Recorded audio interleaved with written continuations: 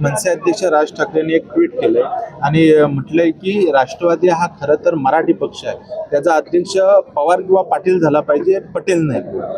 नाही, मला वाटतं त्यांनी आता कोट्या करणं, टीका करणं यापेक्षा नवनिर्माणाचं जे स्वप्न आहे त्यासाठी सुद्धा काम केलं तर बरं होईल. आज आमच्याकडे मनसेचे तालुका प्रमुखच भाजपमध्ये आले, याच्यावरनं जरा काय होतंय ते जरा बघितलं तर बरं होईल.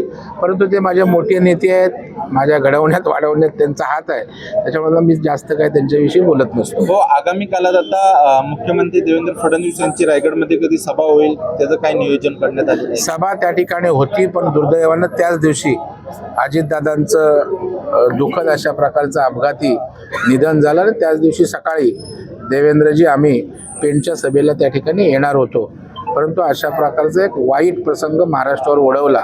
त्याच्यामुळे सभांचं नियोजन आता मी 2-3 दिवस इकडेच आहे, मुंबईत काय झालं याची मला कल्पना नाही.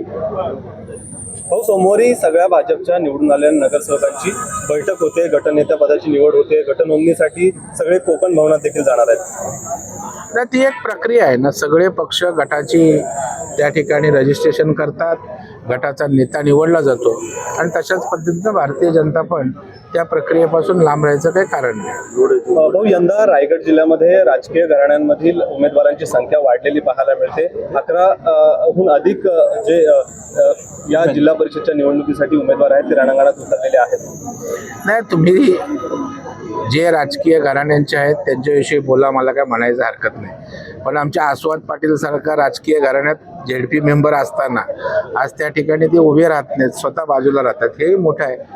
त्याच्यामुळे मला वाटतं घराण्यातला कर्तृत्ववान माणूस असेल काय हरकत नाही, पण केवळ घराण्याचा आहे म्हणून त्या ठिकाणी उभं राहणं हा कार्यकर्त्यावर अन्याय होतो.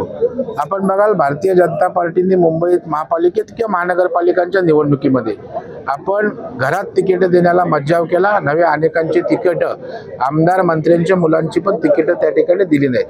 हा भारतीय जनता पार्टीचा संस्कार आणि आदर्श आहे. एबीपी माझा, उघडा डोळे बघा नीट.